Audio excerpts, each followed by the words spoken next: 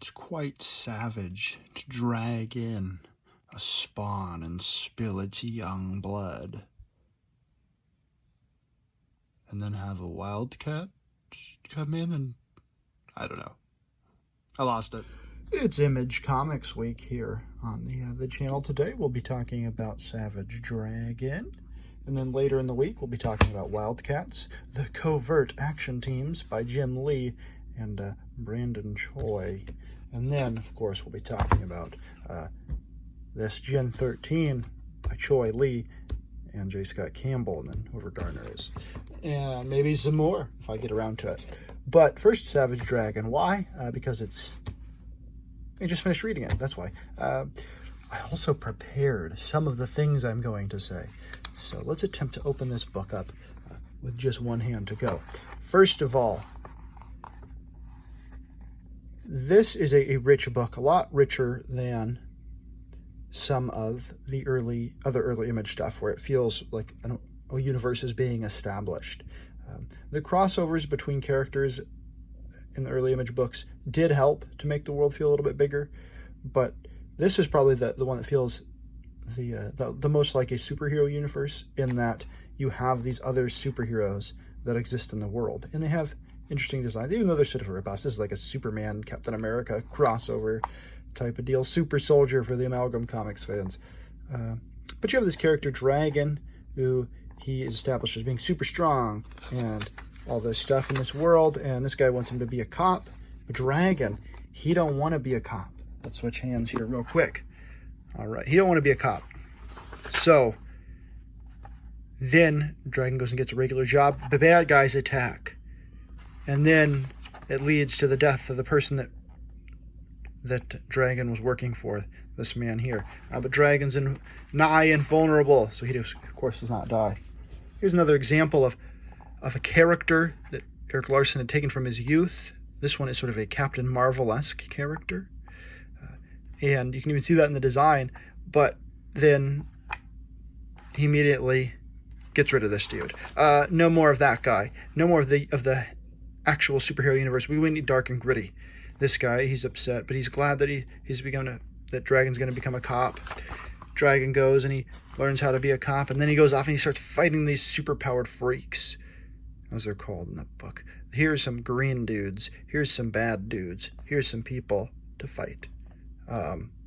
Yeah. Okay. The character designs are kind of cool in 90s. Knives and straps and belts and freaking skulls everywhere. But Dragon dispatches him, no problem. No problem. He beats that guy up like it's nothing. Here's something I don't... Erik Larsen has a very interesting style. I don't like his newer stuff that I've seen. Looks kind of bad, not very good. But this 90s style, it had something going for it, at least. It has these like really heavy blacks, whereas a lot of the Image style, that Liefeld Lee styles, like really small, scratchy lines, and you get that here, but has these heavy blacks, which are nice. But at other times it looks kind of messy, and it's hard to really understand what's going on. For example, on this page, like, yeah, there's some heavy blacks and stuff, but there's also, like, you could see where it's kind of hard to read sometimes. This is a pretty clear page, all things considered, but other times it's like, I don't really know exactly what to see, what I'm supposed to be seeing here, because there is a lot of heavy blacks, but not really stylized like a Mignola or somebody like that, where it's clear. Not a lot of clarity sometimes. This computer coloring works sometimes and doesn't others. I don't know. I'd be interested to go back and look at some of that Spider-Man stuff that Larsen worked on and to compare it to this, because that's going to be your more flat, traditional colors, and interesting to see his art style in that. Here we have a character introduced. Here's one of our 2 scenes with her, and then here is the return of the Super Patriot that we saw before in the beginning of the book. And of course he's going to fight Dragon for some reason. We also get a picture here of an early appearance of Cyberfrog. Oh, no, that's Super Patriot. Clearly, most likely this was an influence on Ethan Van Sciver and Cyberfrog's look, I would imagine. If not, that'd be pretty surprising. But Here is Super Patriot after he's been run down by the world and beaten up by heroes, and he's mad, and now he's different and more vigilante and boring, like everything else. This doesn't make a character cool. It makes it kind of lame, in my opinion. But then here we have Dragon. He's finally defeated, and oh man, he's been beat up by the Super Patriot. And, oh, is he going to die? More Cyber Frog shots here. But then we have this awesome character introduction. This is the next issue, right? You're established with Dragon going to the hospital. Is he okay? Boom, first page of the next issue. You have this awesome-looking hero, sort of a Jack Kirby-looking thing. These Kirby dots everywhere, this flowing magma-looking lava, and die at the hands of Inferno. You've got this very Spider-Man-esque pose of him jumping through a window here, and he's definitely going to attack somebody. Who is it? Who is he going to attack? Oh, it's the Savage Dragon, of course. They look like they're going to have a pretty cool fight. Looks like he's in the hospital. He's got a hospital gown on. These guys are in the background. Pretty good double-page spread here. His hospital bed. Yeah, you're like, oh, man, awesome. And then one punch. Choom! One punch KO. You just established a really cool character with a really cool design, and then your hero knocks him out in one punch. Lame? Not good storytelling? I don't think.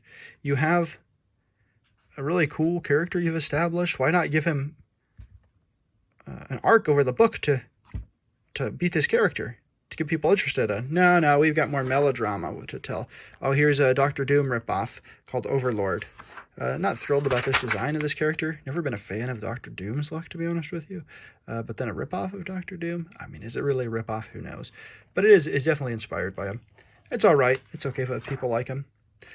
These 15 panel pages are pretty cool in terms of how they're able to have a conversation and pack that into a comic book. It's really a good idea. I think more people could do this. But he does it really well. Sometimes when people do these skinny panels, the faces end up looking odd. These don't.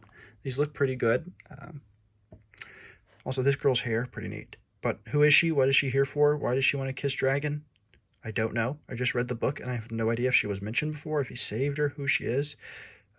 Never mentioned again. Maybe in the regular series she was. But interviewers are, these reporters. Everybody wants a piece of the Dragon. They want to find out if he's bad. Why is he have amnesia? Why can't he remember who he is? This reporter wants to talk to him. No, I'm not going to talk to you, reporter. This is great stuff, guys. We're getting this in lieu of a big fight, right? Oh no, we do get a big fight. Oh, except it's with another hero from Youngblood. Bedrock later. In Bad Rock, to avoid lawsuits, civil litigation, if you will. Then we have a fight between these two heroes. Why not have Bad Rock here, or Bedrock, whatever you want to call him. Why not have him chasing that magma dude, Inferno, right? And he has intelligence about him, and he's been chasing him. He knows he's out to get the dragon, so he's come to help. And then initially maybe Dragon thinks, oh, who are you? Like, you got to fight you too? And he says, no, I'm here to help you. After a little fight, right? And then they team up to take down Inferno. But instead we get this aside with Spawn for no reason. Where like Spawn thinks these kids see him and know who he is, but they just run past him and look at Dragon on the TV.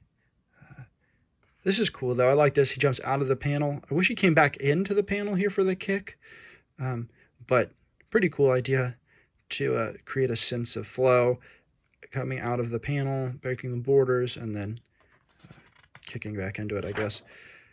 The fight goes on and on for many pages. I think Liefeld drew his character and Larsen drew his. I'm not sure if Todd McFarlane drew Spawn, but there really wasn't much to draw for it, to be honest. Oh, and then finally Dragon prevails and punches him, and he's going to arrest him. Then we have this girl again. Debbie, I believe, is her name. You don't know much about her. She's having a fight with her mom.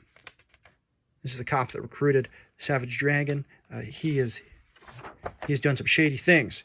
And then we have, of course, some love interest stuff going on here. Blah, blah, blah. He's shaving. He has a cool Santa Claus beard there of shaving cream. And then we have, Oh, you know, a little relationship budding. Oh, okay, they've clearly been together for a little while. All right, cool. She goes to answer the door, and freaking blammo, shot right in the head. I really don't care anything about this character. I barely know her name. I think it's Debbie. That sticks out in my mind as being Debbie. Not very well established. And it reminds me of this idea of introducing these characters, a lot of times females, because often we have male protagonists, superheroes, but introducing these female characters only to kill them off in order to motivate the character further, but not really establishing them as their own characters. Side characters need to be characters too, fully fleshed out. Who is this girl? What is she fighting about with her mom? Like what are her likes and interests other than that she's into big muscled green dudes? I don't know. To be honest with you, I have no clue. Barely know her name. And she's killed off. It doesn't, other than that, it's sad that someone got shot in the head here in a comic. That's always sad. And, you know, it's kind of a killing joke type of a situation here. Somebody opening the door and getting shot. The guy also offs himself for some reason. Don't know why it happened. Don't know who it was. No idea. How about establishing this character, giving this dude an arc of like, well, he's being really successful as a cop. Like he is managing to stop crime and stuff, and then show that loss over time. This is a mini series where Larsen tried to pack a bunch of stuff into it, and this doesn't work in my opinion. This just starting everything off with the bad. It's not that great. Like you have a bunch of gritty stuff and no hope for overcoming that. And of course, the comic would only get worse here with basically becoming a nudie mag or something in the future. But what is the point of this? Don't get it. This panel is also kind of interesting. Get these muted colors. He's sort of got green on him, but mostly sort of a grayish black, black and white image here, and almost it's pretty cool. Just a lot of blacks, but here she's pounding on his chest, and then I guess like she's not mad anymore. This must be Debbie's mom, and then he goes to drink rot gut whiskey, and that's basically where we end with the character. As you see my shorts there, my crotchular area. But this Frank guy, he comes to comfort Dragon, but Dragon's losing it. So we stop the miniseries with our character definitely in the dumps. Don't know how much that works as a introduction to the character. He's definitely a dark and gritty comic, and I guess that's what people liked in the 90s. But from a storytelling perspective, it probably would have been better to establish this miniseries in a positive way, and then have like maybe a something to tie in at the end of like, but the Overlord has a bunch of villains that he's recruiting or something, so that, man, can he really overcome it? But for the most part, most of his fights, except for against Badrock, and Super Patriot, the fights against the actual villains, Dragon dispatches them very easily. They're not challenges for him. So we don't, like, if maybe he stops getting attacked by heroes, he's unstoppable, I guess. It's really kind of dumb. Oh, Spawn rules, Valentino. Cool. Anyways, the point is, I don't, like, other than that his girlfriend got killed, and he's kind of sad that more criminals are coming, and he's not cleaning up the city. Newsflash, crime is always going to exist. And sinner's going to sin, so to speak. So it doesn't really, I mean, he's just having a normal depression of the evil of mankind, I guess. Okay, man. I don't know. Just for an introduction to a character, I didn't think it was all that great. But there is some, like, these big character universe that he's created, and he's got this other team, this Freak Force, and it feels like a fleshed out comic book world. I just don't have much interest in it going forward. Like, the dark and gritty stuff is fine, but when you only do that, when there is no sense of hope or no character that's trying to be noble, it's hard to really glom onto that. And I guess Dragon is trying to be, nobody's trying to fight the bad guys, but I mean, he's doing some bad stuff too in this comic, to be honest with you. So overall, not impressed, not really going to read much going forward. Liked some of it. Like the idea of the universe. Basically, Larsen took all these characters he made as a kid, and he created this comic book world out of them, and that's pretty neat to see somebody do that. This sketchbook part in the back of the book, all these other characters he's created, probably the most interesting part for me, to see all of these designs and how he worked out some of the looks of the characters. And here's that Freak Force again. You have some of these characters. I'm more interested in that, honestly, than I am in Savage Dragon himself, especially because we have the ability of hindsight, where we know that this comic gets kind of worse, like, especially now, like, just on the cover with this, like, kind of poor-looking art of Joe Biden and Kamala Harris and Malcolm Dragon. It's like, oh, all right, I guess that's what you're into. That's what you're into, Erik Larsen. Just blatant propaganda. All right, man. No nuance. Okay. But the rest of the stuff in the back is really pretty cool. Designs, and cool to see him working stuff out. I think that's probably the most interesting part of this book to me, as we look through this. Here, this character here has a evil Ernie looking look to him almost, to me. If you don't know, evil Ernie from Chaos Comics, Brian Pulido. Yeah, like this shark dude was a cool character, but dispatched easily by our intrepid hero. When heroes just destroy people and the challenge is in, like, oh, well, they just keep coming. It's like, it gets kind of repetitive, and it's possible that he got better at writing, but a lot of the stuff I've seen from the future is not so great. So really some cool concepts, but I think one of the weak points of the Image guys was that they didn't bring in other writers to sort of give it a different taste and a different feel, except for some of them did. Like Todd McFarlane brought in Alan Moore and Frank Miller and Dave Sim, I think, even. And then you also have Neil Gaiman. That didn't work out too well in Todd's favor in the long run, but that was his fault, according to the courts, or arbitration, or whatever happened to Jimmy Todd. Just saying, you lost the characters. But the point is, I think other writers could have helped these guys, but they didn't want writers. The kind of idea was they were telling their own stuff.